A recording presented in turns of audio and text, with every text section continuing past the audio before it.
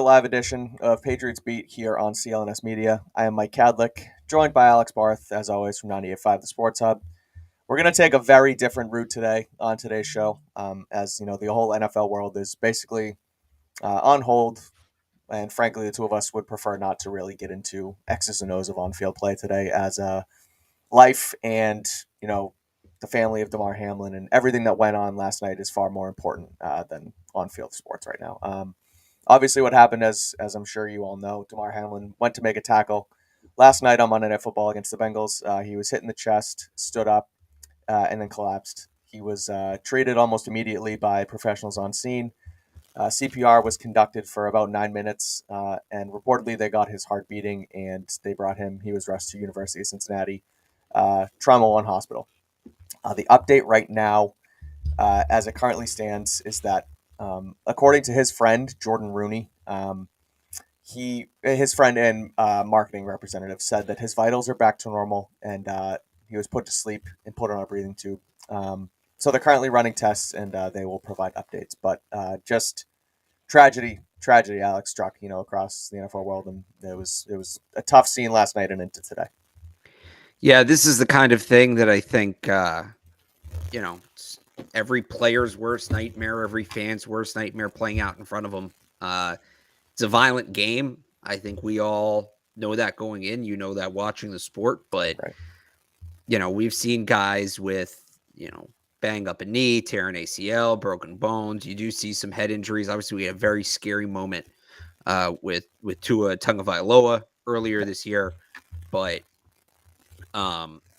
seeing something like that, I mean, when there was the first report of like CPR was right. Kind of a like whoa moment for me. Like, oh, this isn't really like anything I've seen before. Anything where at least anything anything I've seen before. Maybe some people going back have other experiences, or in smaller settings. I don't know if you ever had anything like this happen with a teammate, but it was just pretty jarring. It's I think that for a lot of us, football is this great escape, right? You sit down for 3 hours on a Sunday or a Monday night and you kind of forget about what's going on in the world. And then the reality of life suddenly comes crashing into it. And, it reminds you kind of the risk these players take every time they step foot on the field, and that these players are people too, which I think people unfortunately forget sometimes. And, hopefully everybody is recognizing today and does a better job of recognizing moving forward. But I just hope, Damar Hamlin turns out okay. And like you said, there's a report that things are trending in the right direction. So that's always good to hear.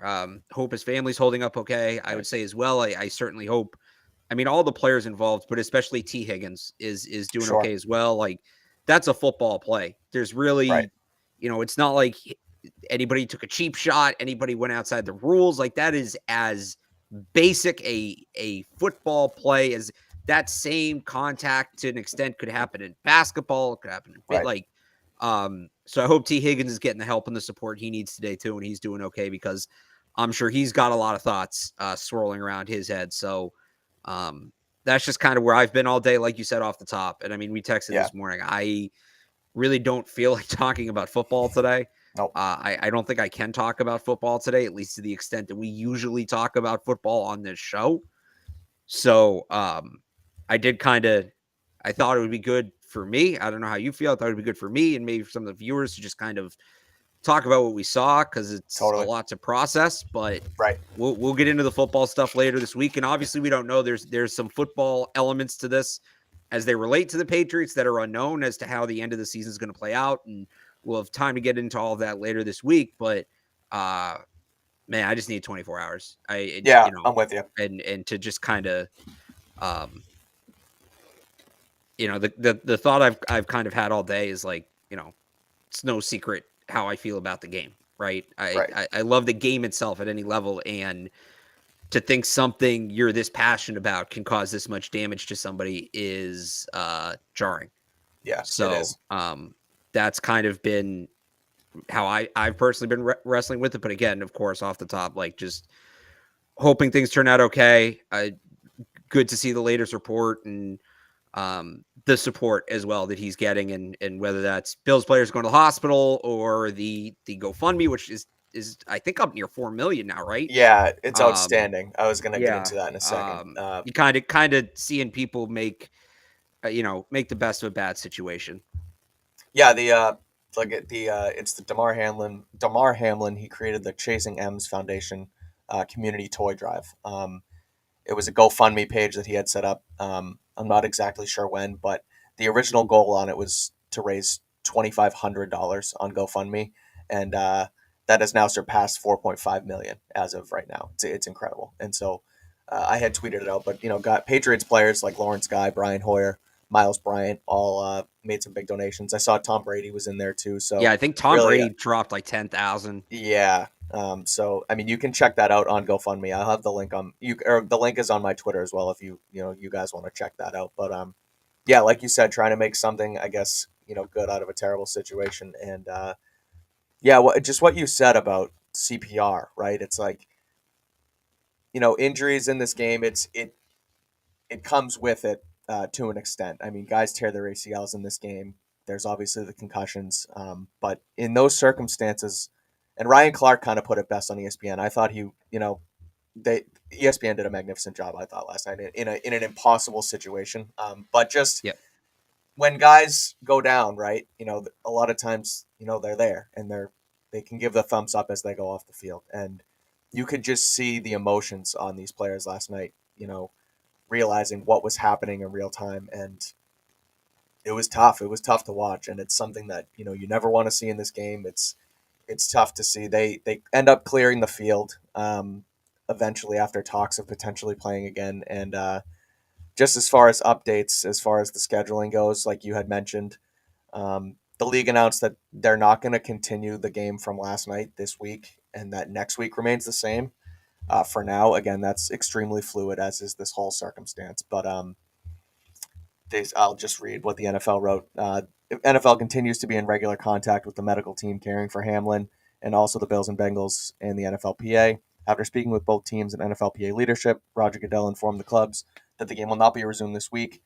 The NFL has made no decision regarding the possible resumption of the game at a later date, and they have not made changes to Week 18, but there will be additional information as it comes. So, as fluid can be, obviously, the game on the field doesn't matter right now, but plenty of this late in the season, plenty of implications that they'll have to deal with. But that is for sure on the back burner. After what happened last night. Yeah, and I mean, the kind of one thought I've had throughout the day is, even as these games do move on, and I don't think they're going to bag the entire season, right? So that Right. we're going to play football again at some point, whether it's in the next week, 2 weeks. I think the league needs to give players almost similar to the COVID situation, right? I think if Yeah. a guy's not ready, and whether that's players on the Bills or elsewhere, because I mean, we saw players around the league tweeting last night. This isn't just players on these two teams are affected. I think that there needs to be room for players to say, "Hey, I'm not ready." Right? And Sure. what exactly that looks like, I don't know. Maybe it's just teams giving players the understanding to sit out. Maybe the league creates some leeway, like with COVID, where there's practice squad elevations or something. Right.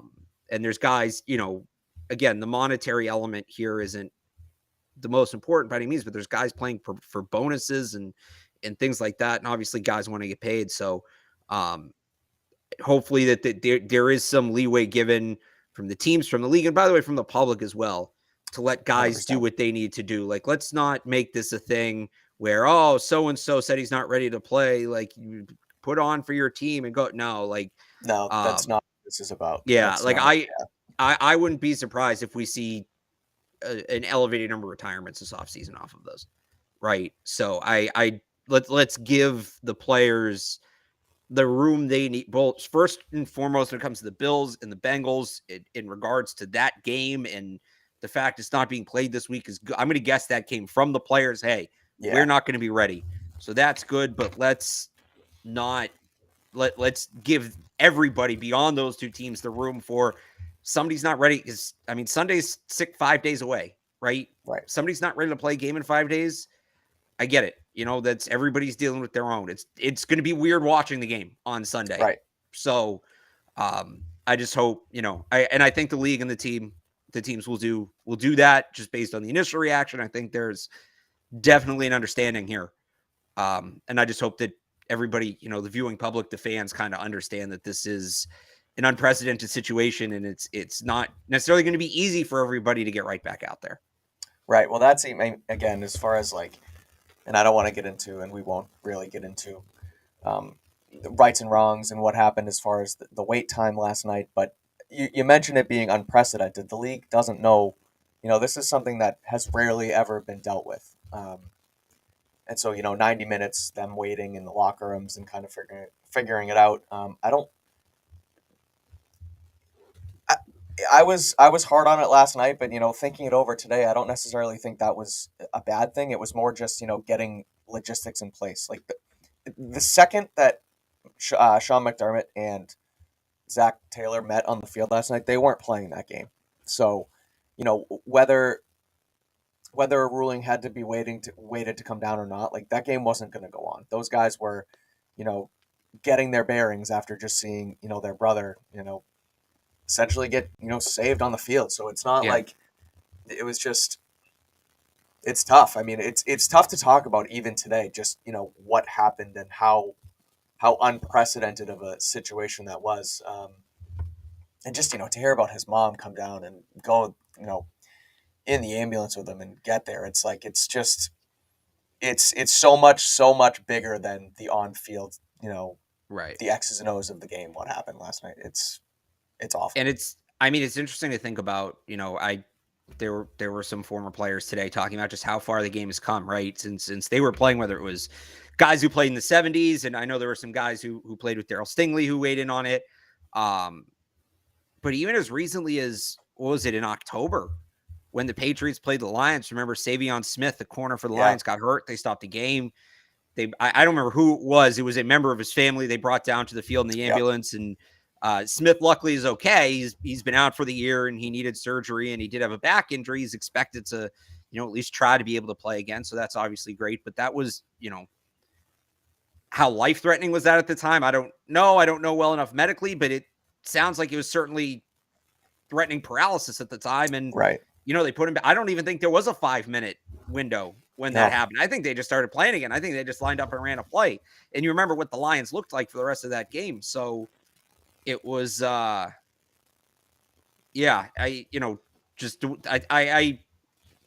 nitpick on some of how it was handled last night, but I thought the players and the coaches handled it great. I thought ESPN did a great job, especially, Ryan Clark. I know everybody's talking about he was on with SVP and he did a great job, and he did, but when they went to SportsCenter at night, I don't remember who it was with, unfortunately, but he was then on with SportsCenter at night for about an hour. He did another hour after Van Pelt, and you could physically see the weight of it just on him. And that's a guy who went through it too. When he was in Pittsburgh, he went through a situation with his sickle cell anemia. So it was, hearing from him, again, I heard some stuff from some older Patriots players. We heard Ted Johnson talk about it this morning on Touch and Rich. It does sound like the situation was handled differently than it might have been in the past, and for the better, right? That the right attention was paid to the situation. Yeah. Again, like you said, it's the impossible for as far as like a broadcast goes, right? Because that's not, as far as journalism school and crisis communications go, like, you practice it, but you never think anything like this is really going to happen. And I just thought the way that, Buck and Aikman and Lisa Salters on the sideline, Susie Colbert, Schefter and Booger in the booth during it was, they did, obviously the best they could and in an impossible situation, just kind of sort of trying to give some perspective. And then got ESPN, Coley Harvey and Ben Baby, who were both on scene outside the hospital. I'm sure they worked all night last night into this morning, just sort of giving perspective and, waiting. And they handled it with obviously nothing but class. They did no real speculation or anything. They just, gave the facts and let it play out. And again, in a situation that you never want to be in, I thought that whole team did a great job. I will say, so it's not um, exactly apples to apples, but when I did play-by-play on the Cape League in the Okay. summer of 2015, we had an incident where a player on the visiting team, we were at home, a player on the visiting team, Javon Shelby, who's second baseman from Kentucky, he got standing on top step of the dugout and got hit point blank in the face with the foul ball. Believe he was unconscious. They never needed to do CPR or anything, but it was, they'd bring an ambulance on a field and all that. Yeah. And um, I thought a little bit about that last night, and both in terms of just being a human being and being there, and that I think they stopped the game for, I honestly can't remember how long it was. On one Yeah. hand, it felt like about 5 seconds. On the other hand, it felt like about 3 hours. It was probably about 25, 30 minutes. Yeah. And then just as a broadcaster and kind of when ESPN was going back and forth, and the thing you do, the thing you don't do there is speculate, and you just say Right. what you see, not, hey, this looks like this. This is what they're doing. And it would have been really easy to speculate last night and let things get out of control. And ESPN didn't do that. So Right. that I think is the most important thing, because, in the, better off being first than right culture that we're in, Mm-hmm. there's a chance last night could have gotten out of hand, and it didn't. So that's Totally. obviously that obviously I think kind of helped keep people as calm as they could be in the Right. situation. Yeah. The other thing I wanted to read is just it was an update from the Bills as well, which was earlier today. It's not necessarily new. It's the newest information we received from the team. Just that Damar Hamlin spent last night in the intensive care unit and remains there today in critical condition at the University of Cincinnati Medical Center. We're grateful and thankful for the outpouring of support we have received thus far. And they also released a statement from Damar's family, which read, "On behalf of our family, we want to express our sincere gratitude for the love and support shown to Damar during this challenging time. We're deeply moved by the prayers, kind words, and donations from fans around the country. We also want to acknowledge the dedicated first responders and healthcare professionals at the University of Cincinnati who have provided exceptional care to Damar. We feel so blessed to be part of the Buffalo Bills organization and have their support. We also want to thank Coach Taylor and the Bengals for everything they've done. Your generosity and compassion means the world to us. Please keep Damar in your prayers. We will release updates as soon as we have them. Thank you, the Hamlin family." It's tear jerking just thinking of, that family even having to put together a statement like that after just being at the game to watch 6th round pick from last year, a guy who, I mean, it came out, there was a video today that just talking about, what means, it was something along the lines of what means the most to him outside of football. And he mentioned his family, his mom and dad, and how he always brings, situations he goes through to him and doesn't do anything without the opinions of his parents. And so just it's heartbreaking, like, right? I mean, you never want to see anybody go through something like this, no matter what. And it's tragic. The other thing, as far as what they had said about the donations in the statement, I read it as well.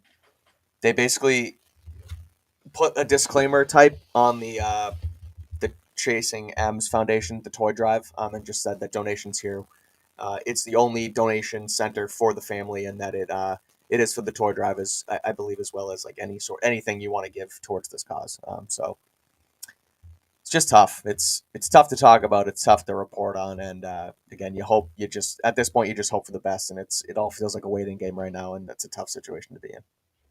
Yeah.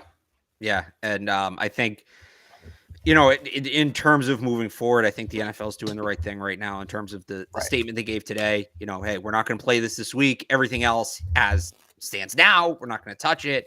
And I think really you can't make a decision until we get a better idea of what's going on with Damar Hamlin, and that may be tonight, that may be tomorrow, that may be Thursday. It sounds like it could, just based on the procedure, Yeah. reading from doctors, talking to doctors, this kind of thing. They kind of just you need to kind of let the patient be for a day or two before you can fully assess the damage. Right. So hopefully there is no damage, or things that he can work through and get back. And Right. we've heard people say, like the I can't remember the name, the soccer player in Europe from Mm-hmm. last year who collapsed, and he ended up coming back, and he's playing again, I believe, in Europe, It's incredible. elsewhere in Europe now. So it does seem like there is a path where Damar Hamlin makes a full recovery, and obviously that's what we're all pulling for. But I don't think you can make anybody think about football until you kind of know sort of what direction things are going to head. So Right. I know it's And that's the frustrating not knowing, but I think this is yeah. just kind of where we are right now, and this is what it's going to be. And we've all just got to kind of come together, prop ourselves up, and grit through it and pull for them. Yeah, I know that today was a tough day for me. I know Yeah. it was a tough day for a lot of people, and obviously you want to be thinking of Damar Hamlin first and foremost, but I'd encourage people take care of yourself as well. You need to 100%. talk to somebody. Like that's very important on a day like this as well. Yeah. Talk to someone, hug your loved ones. Make sure, don't leave any stone unturned in that regard because I believe Damar Hamlin himself had said it himself one time. Just you never know, what day can be your last, and it's as true as it is right now as ever. And again, like you said, as far as just everything sort of being in limbo, that's sort of where we're at. Where the Patriots are at, going into Wednesday and with this show. So we're gonna we're And gonna I'll just just kind of so I would just add in terms of moving forward, the Patriots yeah, canceled their media availability today. It was just 3 assistant coaches that were supposed to right, speak. So the next thing on their schedule on the books right now is Bill Belichick speaking tomorrow at noon, and then practice, and then locker room, a basic Wednesday schedule. So all feels pretty fluid. But right, that's what's supposed to be next right now. right. Yeah, I mean, again, I'll myself as well as Alex, I believe, plan to. But I'm gonna be there tomorrow I'll be there if tomorrow. Assuming that's there's availability, so. I'll be there. Yeah. Yeah, again, like you said, fluid. It might happen, it might not, but we'll see where this team's at, where the league's at. I hate even talking about it, but it's there's a lot of like season long implications as far as playoff seedings. And again, it sucks to even mention it, but that's the other element the NFL has to deal with now as well. And I'm glad that they're not jumping to any rash decisions on it and sort of just letting it play out because that's sort of what they have to do here. And that's what seems best. So do you have anything else to add before we wrap this? I know we're doing a quick hitter here, but Yeah, I that's mean, I would just say I think the league can do it. It right. at least figuring all this out. Like obviously the circumstances are much different, but in terms of figuring all this out, I mean, they just went through this with the COVID year, right? Where Right. they had to get games in and they got games in, and they kind of touted that, hey, we didn't have to cancel a game, and some of what they did might have been a little irresponsible, but they did it. So they Right. don't really have any excuse to say that they can't work around this because we've seen them do it. They'll figure it out. I don't, maybe this game doesn't get played, but I doubt anything else besides this gets overly impacted. Right. But yeah, it is. I mean, it's something they got to figure out now. But look, it would have been really easy for them to say we're the NFL. We're just moving forward. That's us figuring it out. No, they That would put have football been aside yeah. when it needed to be put aside, and they deserve credit for that at least. Yeah, I'm with you. Yeah, I heard Mike Reese today actually on Zolak and Bertrand on 98.5 just saying that it wouldn't surprise him if, Patriots and Bills isn't played on Sunday. And I had wrote about it just a little piece on, how the NFL and the Patriots are in limbo on CLNS and just how it the fact that, they came out and said the game's going to be at 1 on Sunday, but that is so like not at all set in stone right now. Like it's No, the way so they worded so it was very much like, yeah, "Hey, we're not." I read that as, "Hey, we're not making any decisions on anything beyond this right now." right, exactly. So, I didn't read that as like, "Hey, this is still on his schedule." I think it was just like, "Hey, we're addressing this one game because we have to address it. We're Right. not addressing anything else. That's all for now." Yeah. That's kind of how I interpreted that statement personally. Yeah. Yeah. So yeah, the league's in limbo. The league's sort of just in a waiting period as they should be really. This should be taken as seriously as it's being taken now. Um, as far as this show goes and where we're at, we will break down Patriots Dolphins from Sunday eventually. We're going to be fluid as well, so maybe tomorrow, maybe double up Thursday depending on where this thing goes. But if you check us out on Twitter at Mike Kadlick and at Real Alex Barth, we'll keep you updated there. Keep stay subscribed here on Patriots Press Pass. There's plenty of other coverage as well from Andrew Callahan and Greg Bedard who did some did some I good think pieces on Damar Hamlin as well. I And think so, Bedard has a show coming up after us, right? okay, yeah, that might be true. So, 6 o'clock. So yeah, he'll okay, him and Cattles are going after us. yeah, I don't know. Looks like Callahan already did his show. yeah. So So it's there. Check it out. You can again, we'll back at some point this week to dice this thing up. But today was absolutely not the day to do it. So you can stay updated, like I said, with us on Twitter, and we'll be back at some point. But until then, like we said, hug your loved ones. If you need to talk to someone, talk to someone. It's a tough day. People, media, NFL players across the world. So just yeah, that's sort of where it's at right now. So we'll be back. Thanks for watching, and talk to you guys soon.